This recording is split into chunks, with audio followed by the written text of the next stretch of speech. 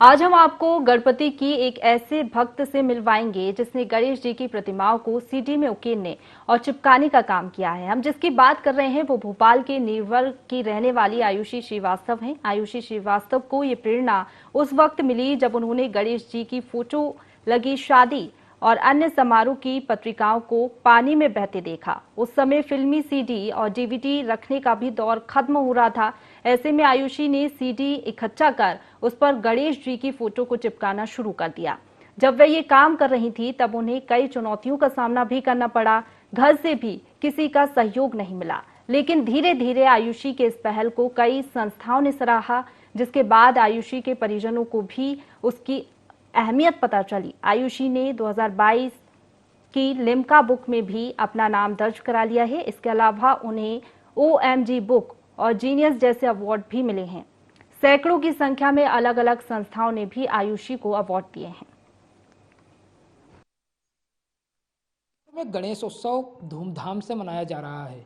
रिद्धि सिद्धि के दाता गणपति महाराज की अलग अलग तरीके से लोग पूजा करते हैं। वहीं इस देश में हुनर की भी किसी के पास भी हो सकता है और कोई मोहताज नहीं है। हम ऐसी एक आपको स्टोरी से रूबरू कराने के लिए भोपाल के नीलबड़ इलाके में पहुंचे हैं, जहां पर सीढ़ियों पर गणेश जी की प्रतिमा को बनाने का और उनको चिपकाने का जो हुनर है आयुषी श्रीवास्तव में है।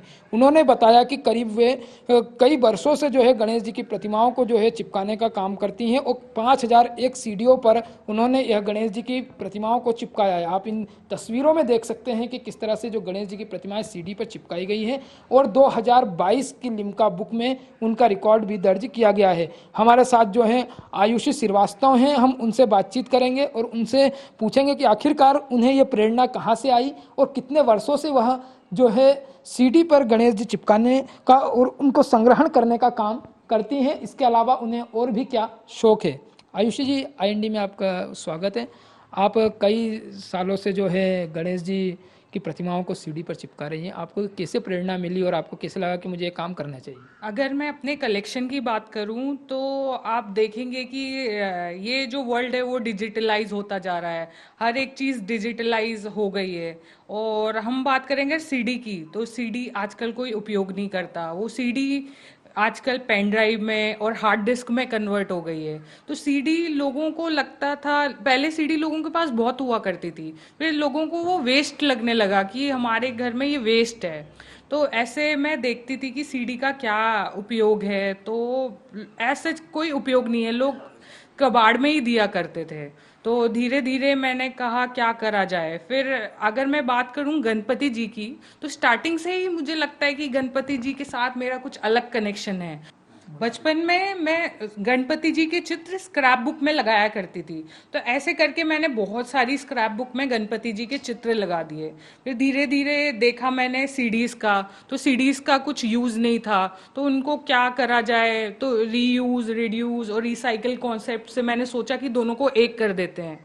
तो जो गणपति जी का चित्र है वो मैं सीडी पे लगाने लगी, तो एक नए तरीके का आर्ट पीस में वो कन्वर्ट हो गया, तो जिससे सीडी का भी उपयोग हो गया और गणपति जी का भी उपयोग हो गया। आपने 5000 सीढ़ियों का उपयोग किया है। आपको किन किन चुनौतियों का सामना करना पड़ा? पिताजी भी डांटते होंगे कि बेटा ये क्या कबाड़ लेके आती दूसरे के घर से।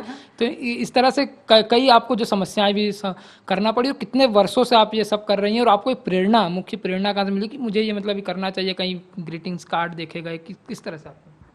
अगर मैं बात करूं तो पहले सबको लगता है कि क्या ये पढ़ाई लिखाई पे ध्यान दो।